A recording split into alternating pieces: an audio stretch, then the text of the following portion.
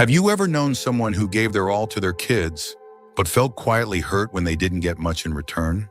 As we grow older, many of us are told that our children will be our safety net, our retirement plan, and even our emotional home. But the truth is, depending too heavily on your children can lead to deep regret. It puts pressure on them, it limits your own growth, and worst of all, it leaves you vulnerable when life doesn't go as planned. This video isn't about blaming your children, it's about freeing you. We're going to explore 8 solid, trustworthy places you can lean on in old age that don't involve placing the full weight of your future on your son's shoulders or your daughter's spare room. You'll learn how to build a stronger support system, financially, emotionally, and practically, by depending on yourself, your community, and the resources around you. Because here's the truth. You deserve to age with dignity, stability, and freedom. And that starts when you choose wisely where to place your trust. Stay tuned until the end, because you might discover not just a few backup plans, but a whole new way of living with confidence and peace of mind. And if you haven't subscribed yet, I recommend you subscribe and turn on the bell so you don't miss any videos. Now let's get started. Pillar 1, your own savings and pensions. When it comes to security in old age, the most dependable place to start is what you've built for yourself. Your own savings, pension, and retirement income aren't just numbers on a page. They're the result of decades of discipline, sacrifice, and hard work. And most importantly, they allow you to maintain your independence without needing to lean heavily on your children. Too many older adults assume that their kids will step in financially when things get tight. But here's the honest truth: your children have their own lives to manage. Mortgages, kids, debt, job stress, and relying on them. Too much can quietly breed resentment or worse, emotional distance. That's not what anyone wants. When you prioritize managing your own resources, something changes inside you. You start to make choices that are based on what's right for you, not what someone else is willing or able to give.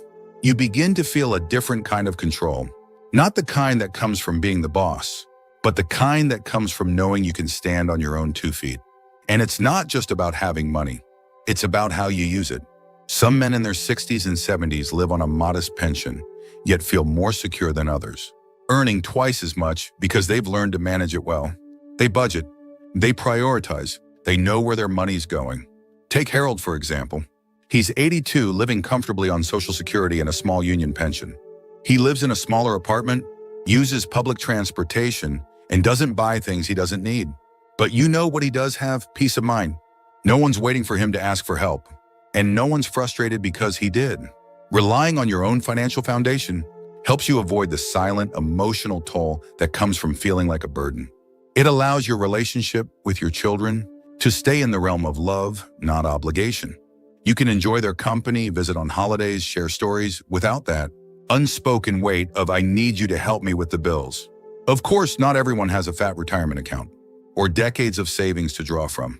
But even if your financial situation is tight, you can still take ownership of what you do have. Understanding your benefits, eliminating unnecessary expenses, and planning ahead are all ways to take control.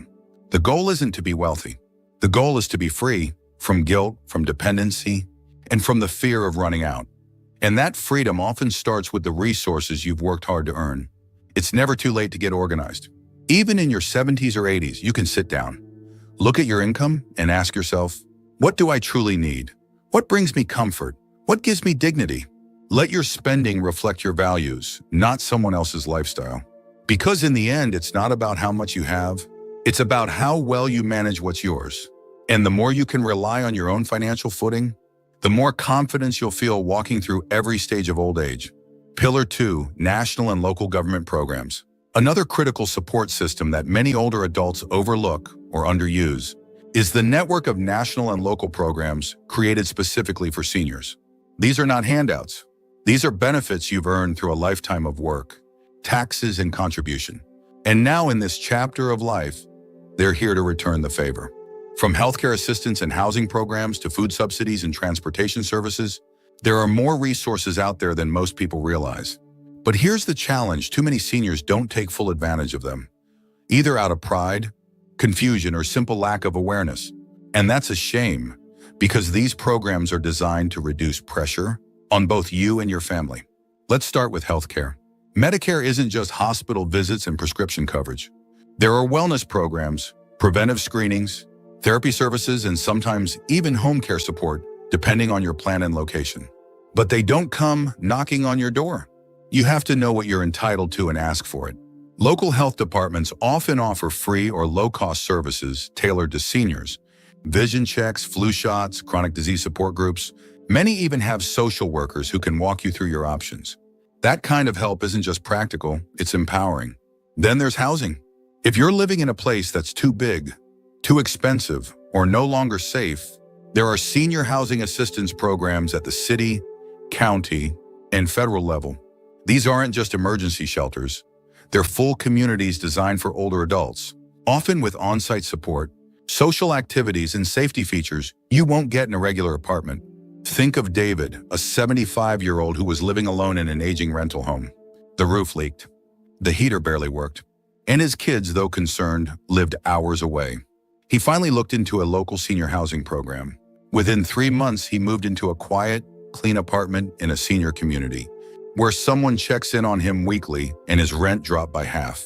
Transportation is another huge area where government support can make a difference. Many counties offer door-to-door van services, discounted taxi fares or shuttle buses specifically for medical appointments and grocery trips. It's not glamorous, but it keeps your independence intact. And let's not forget food programs. From Meals on Wheels to senior nutrition centers, you can receive well-balanced meals delivered to your door or eat with others in a safe, friendly environment. For men who've lost a spouse or find cooking harder than it used to be, this can be a lifeline. There are also programs that help with utilities, phone bills, and even home repairs for eligible seniors. These might seem like small things, but they free up your budget and lower your stress. And most importantly, they keep you in control of your choices. If navigating these systems feels overwhelming, there's help for that too. Many communities have agencies on aging, local nonprofits or senior advocacy groups that will sit with you, fill out paperwork, and guide you through every form and requirement. You don't have to do it all alone. What matters most is knowing that help does exist, real, tangible help. And it's not just about saving money. It's about building a foundation of support that doesn't depend entirely on your children's time or finances. Tapping into these programs allows your kids to be your family, not your safety net. It keeps your relationships grounded in love, not financial tension. And it reminds you that you're not out here navigating old age on your own. If you're still watching this video and finding these insights valuable, please comment number 2 below to let me know you're here. And if you haven't subscribed yet, I recommend you subscribe and turn on the bell so you don't miss any videos. Your support helps us continue creating good content to inform and inspire you. Now let's move forward. Pillar 3, senior-friendly communities or housing. Where you live shapes more than your address. It shapes your peace of mind, your safety, and your ability to thrive. That's why one of the smartest decisions an older man can make is choosing a home that's built with his stage of life in mind. Senior-friendly housing or retirement communities are not just for people who need care. They're for people who want freedom. Freedom from stairs, from isolation, from maintenance headaches, and from the fear of being stuck without help. Living in a space designed for seniors means that your physical surroundings work with you, not against you. Wide doorways, walk-in showers, emergency call buttons, even simpler layouts, all these little things add up. You're not constantly worried about slipping, reaching, or trying to fix what's broken. And that sense of ease, it's worth more than most people realize. But it's not just about the building, it's about the people. Senior communities bring together folks who are in the same season of life. That means less small talk, fewer generational gaps, and more conversations that actually feel meaningful. You start to make connections not out of obligation, but out of shared values, shared pace, and shared experience. Take Melvin, for example. He's 79 and moved into a senior apartment complex after his wife passed away. At first, he was reluctant. He didn't like the idea of being around a bunch of old people, he said. But after a few months, he admitted something had shifted. "I'm not around old people," he said. "I'm around my people." He found friends who walk with him in the mornings, neighbors who knock on his door when a new movie is playing in the lounge, people who get it. That kind of community lowers loneliness, and that in turn lowers blood pressure, reduces anxiety, and even helps you live longer. It's not just comfort, it's health. And here's another thing, when you live in a senior-friendly space, you no longer have to rely on your children to check on you every few days just to make sure you're okay. You're surrounded by others who notice if something seems off, who knock if they haven't seen you around, who care not because they have to, but because they want to. Many of these communities also offer transportation, group outings, wellness programs, and access to on-site care when needed. That means you can continue living independently while having the support to stay that way for longer. You don't have to wait for a crisis to consider a move. In fact, the best time to think about senior-friendly housing is when you're still active and mobile. That way, you get to choose where and how you live, not have it chosen for you during a moment of emergency. And don't let pride get in the way. Choosing a community that suits your needs isn't weakness, it's wisdom. It's looking out for your future self so that you're not caught off guard or forced to lean on your children in ways that could strain the relationship. In the end, senior-friendly housing isn't just about having grab bars in the bathroom or a ramp at the entrance. It's about building a lifestyle that supports your independence, preserves your dignity, and surrounds you with people who truly understand what this stage of life feels like. You deserve a home that gives back to you, one that doesn't just shelter you, but supports the life you still want to live. And making that choice now could be one of the kindest things you do for yourself and your children. Pillar 4, trustworthy friends and peers. As we age, it's easy to fall into the idea that our family, especially our children, should be our main, or even only, support system. But here's the truth many men discover too late. It's not always your children who walk with you through the day-to-day of aging. It's your friends. The men you've played cards with for years. The neighbor who waves every morning. The buddy who checks in just to ask how your back is holding up. Friendships in later life aren't built on convenience. They're built on something deeper, shared memories, mutual respect, and the kind of understanding that comes from being in the same chapter of life. And when cultivated intentionally, these relationships can become one of the most dependable sources of emotional and practical support. Friends often notice changes before family does. They see if you've stopped coming to weekly breakfast. They hear when your laugh doesn't sound quite the same. They know when something's off. And unlike your kids, they're close enough to ask without making it a big production. Don't underestimate the power of having a few reliable peers in your life. Not dozens of acquaintances, but 2 or 3 solid, dependable people you can count on. People who show up when they say they will. Who don't mind sitting in silence. Who help without making you feel weak. Bill, 78, who lost his wife and lived alone in the same neighborhood for over 30 years, once said his survival didn't come from his kids, who were spread across the country, but from 2 old fishing buddies who brought him groceries after his surgery and kept him company through winter. They didn't call it caregiving. They called it friendship, and that's the beauty of it. Friendships in old age are often lighter than family ties, but in many ways, they're stronger. There's less guilt, less expectation, and in that space, kindness flows more freely. These friendships don't always happen by accident. You have to make space for them. Join a morning walking group. Accept an invitation to lunch, even when you don't feel like it. Call someone first. Show up, even when it's easier to stay home. Because what you're building isn't just company, it's a circle of quiet strength. A safety net made of shared stories, easy laughter, and a mutual promise you're not doing this alone. And here's the part many people forget. Your children want you to have friends. They want to know you have people. It takes pressure off them. It reassures them that you're connected, active, and emotionally cared for. It allows them to be your children, not your sole emotional outlet. And in turn, it gives you something valuable, the chance to share joy, frustration, jokes, and grief with people who truly get it. Not because they read about it in a book, but because they're living it too. Friendship in later life doesn't ask for performance. It asks only for presence. And when you invest in those relationships, you're building something your children cannot give you, no matter how much they love you, a sense of mutuality, a shared path, a quiet, steady reminder that your life is still full of people who choose to walk beside you.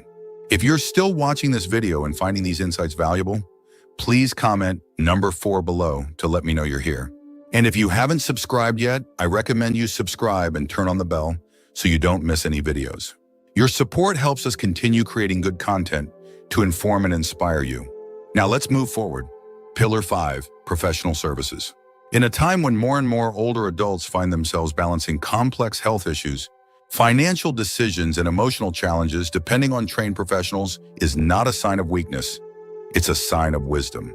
Doctors, therapists, financial advisors, caregivers, legal consultants, these people exist for a reason. They've studied the problems you may be facing now, and they know how to guide you without emotional entanglement or family drama. So many older men avoid seeking professional help because they're used to figuring things out themselves. And while self-reliance is admirable, it can also become a trap. It can lead you to avoid asking for assistance until a problem snowballs, or worse, until your children have to step in and pick up the pieces. But here's the thing, when you work with a professional, you're not just solving a problem. You're buying yourself options. You're buying clarity, stability, and most importantly, control. Take Paul, a 72-year-old retired postal worker. After years of trying to manage his taxes and investments on his own, he finally sat down with a financial advisor who helped him reorganize his savings, cut unnecessary expenses, and prepare for future care costs. Paul said it was the first time he felt truly prepared for the next 10 years, not because he had more money, but because he had more understanding. And this applies beyond finances. Think about your health. A good primary care physician, a geriatric specialist, a physical therapist. These aren't people you see only when something's wrong. They're people who help you stay well. They know what to watch for. They know what's normal and what's not.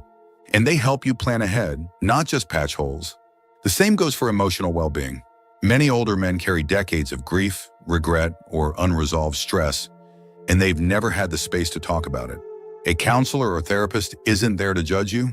They're there to listen, reflect, and help you process what you've carried alone for far too long.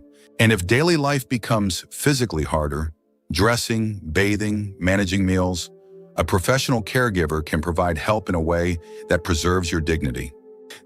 They're trained. They don't get flustered. They don't make you feel like a burden. And unlike relying on your kids, this help comes without emotional strings attached. You deserve that kind of support, the kind that's consistent, experienced, and designed specifically to meet your needs. And yes, these services can cost money, but here's what most people miss: not getting help also costs. It costs you physically, emotionally, and often financially down the line when small issues turn into big ones. Prevention is often cheaper and far less painful than crisis. Professional support doesn't replace love. It complements it. When you rely on experts, you allow your children to show up in ways that are rooted in affection, not obligation. They don't have to become your accountant, your nurse, or your therapist. They can remain what they were always meant to be, your family. And you stay in the driver's seat. You make the decisions. You lead the process. You become the one who says, "I've got this covered." You worked your whole life to get here. Don't hesitate to use what's available to make this chapter not just survivable, but truly livable. Because peace of mind isn't something you stumble into, it's something you build, one wise decision at a time. Pillar 6, local volunteer support groups. When people think of community, they often imagine family dinners or neighborhood block parties. But in older age, some of the most powerful support doesn't come from relatives or old friends. It comes from shared purpose. That's where local volunteer circles and senior support groups come in. These spaces are more than just activities, they're lifelines. There's something deeply stabilizing about being around people who not only understand what you're going through, but are walking the same road. In these circles, no one's judging your wrinkles or your pace. No one's surprised that your knees hurt or that you sometimes forget where you put your glasses. Instead, there's a sense of mutual respect, of solidarity. Whether it's a local center offering grief support, a weekly meetup at the community hall, or even a walking group for retired men, these kinds of groups restore what many older adults slowly lose: a sense of belonging. And that sense of connection, it does more for your heart than most pills ever could. Joseph, a 76-year-old widower, joined a volunteer team that builds access ramps for other seniors' homes. He said the work gave him back a reason to wake up early. It wasn't about being a hero, it was about being needed.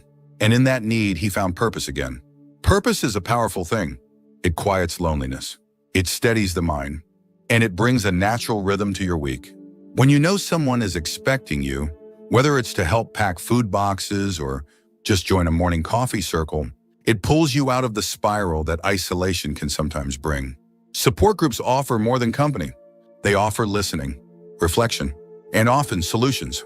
Whether you're managing a chronic illness, navigating grief, or just struggling with the quiet that comes after retirement, talking with others who understand lightens the load. And these connections don't always stay inside the group. Friendships form. Carpooling begins. Phone calls fill the in-between hours. You begin to build a quiet web of support that asks nothing from your children, but gives you everything you need: encouragement, laughter, a sense of being seen. You don't have to be outgoing to benefit. Even showing up and sitting quietly can be enough. The point isn't to perform, it's to participate in whatever way feels right. And the beauty of these groups is that they're mutual.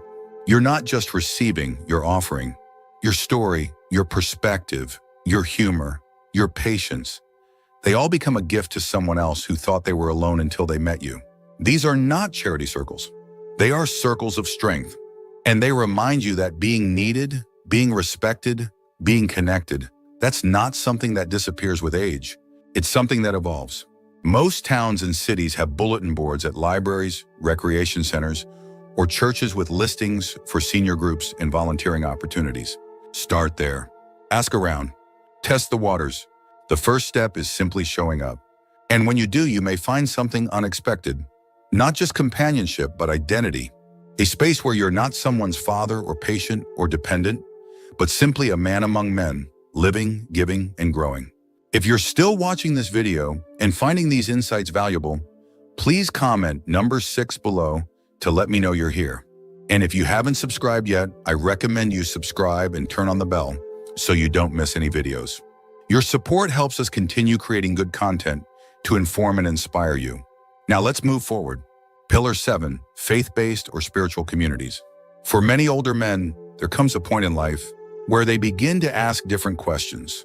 Questions that aren't about money or work or even health, but about meaning. Why am I still here? What is this phase of life trying to teach me? Where do I go with the feelings no one talks about?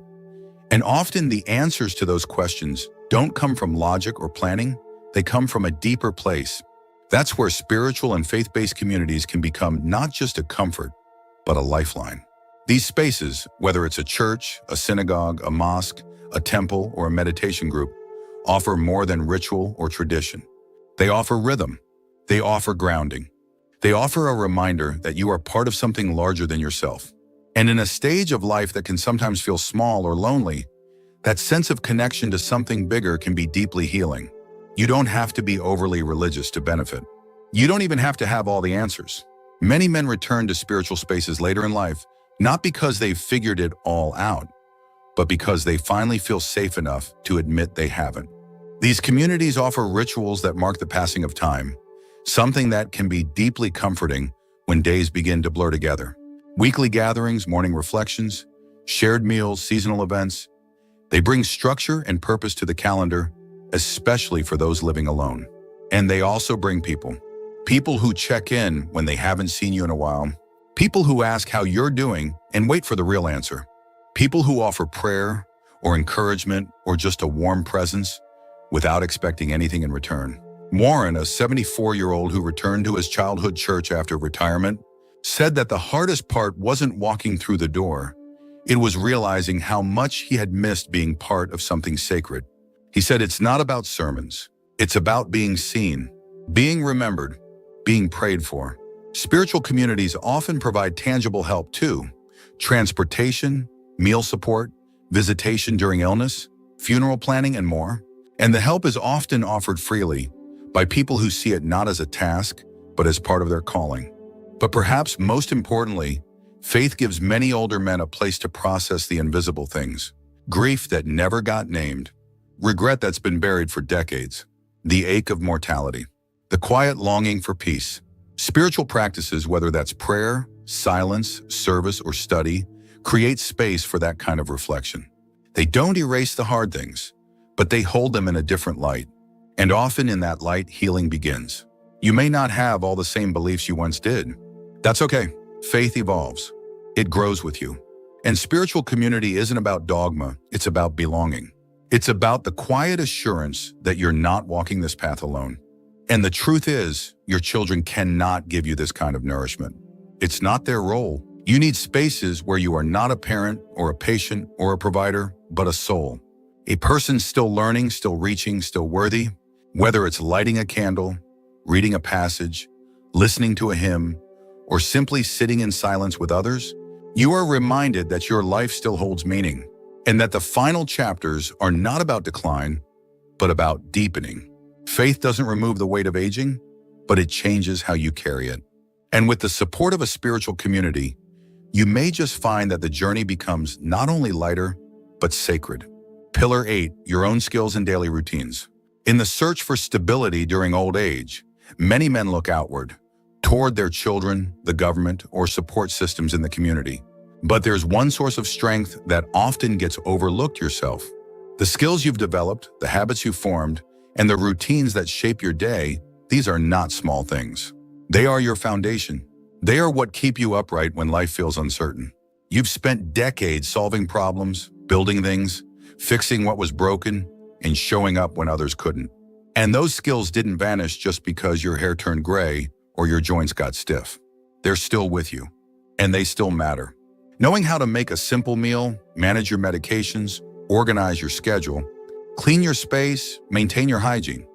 These are the quiet rituals that keep you rooted in dignity and self-respect. When you rely on your own capabilities, even in small ways, you reinforce the belief that you're not helpless. You're still the captain of your ship. Let's take something as basic as a morning routine. Waking up, brushing your teeth, stretching for 5 minutes, making coffee, opening the curtains, turning on music. These aren't chores. They're signals to your brain: I'm awake, I'm in control, I'm still living my life. Routine brings rhythm, and rhythm brings peace. It keeps the day from slipping into confusion. It gives you something to return to even when emotions feel heavy or energy is low. And don't underestimate the value of your problem-solving skills. You may not climb ladders like you used to, but you still know how to adapt. You still know how to ask the right questions, look for practical solutions, and take one step at a time. That kind of mindset is something many younger people haven't even learned yet. Carl, an 80-year-old who recently moved into a smaller place, said the best thing he brought with him wasn't furniture, it was his habit of writing out a daily checklist. It kept him focused, grounded, and gave him small wins each day. It reminds me I'm still useful, he said. And that belief that you are still capable is what keeps so many older men afloat when the world around them starts to shift. You may not be as fast or as strong or as sharp in every way, but you've learned to endure. You've learned to adapt. Your habits, your hobbies, your routines, they all serve as a kind of gentle armor. They give shape to your day, purpose to your actions, and strength to your spirit. Whether it's tending to a garden, managing your medications, doing a crossword puzzle, or shaving with care, each task reinforces the same truth: you still matter. And perhaps most importantly, when you rely on your own skills and systems, you reduce the emotional load on your children. They don't have to worry whether you've eaten, showered, or taken your pills, because you've built habits that carry you through. That's not just helpful. It's love in action. It doesn't mean doing everything alone. It means doing what you can, with consistency and pride, and asking for help when it's needed, not because you can't survive without it, but because you've already done the groundwork. In a world that often rushes to offer solutions, sometimes the most powerful reminder is this: you've already solved more than most people ever will. Trust that. Rely on that. And let that quiet wisdom guide you through each day with steadiness and grace. Oh, Wayne, final thoughts. As we close this video, I want to leave you with a simple but important truth: you are not helpless. You are not dependent by default. And you are certainly not limited to leaning on your children as your only lifeline. In fact, you have far more strength, wisdom, and options than you may realize. Whether it's your savings, your routines, your friends, or the community around you, you are surrounded by places to turn that preserve your dignity and your independence. So take a moment to reflect: which of these 8 pillars felt the most familiar to you? Which ones do you already rely on? And which ones might you begin building into your life moving forward? Maybe you've spent years pouring into others, your job, your family, your children. Now is the time to invest in yourself, not selfishly, but wisely. Not to push others away, but to give yourself the foundation to stand with confidence. Because here's the beautiful part: the more you rely on stable, healthy systems outside your children, the better your relationship with them becomes. There's less tension, less unspoken resentment, more space for laughter, connection, and love. Your kids didn't come into the world to become your retirement plan. They came to be loved, guided, and eventually released to live their own lives. That's not betrayal. That's the cycle of life. And you still have chapters to write. You still have decisions to make. You still have value to give. Don't hand over your power out of habit. Reclaim it by building a life that is steady, supported, and self-led. You are not a burden. You are a man who has lived, learned, and adapted more times than most people know. And these 8 pillars, they are your proof. Thank you for joining us today. We'd love to hear from you. Leave a comment below and share one thing you learned today and how you plan to use it in your life. Your thoughts are important to us, so don't hesitate to share them. Reading your comments gives us great motivation and encouragement. If you enjoyed this video and found it helpful, please like, subscribe, and share. Your support helps us continue creating good content to inform and inspire you. Thanks for watching, and we look forward to seeing you in the next video.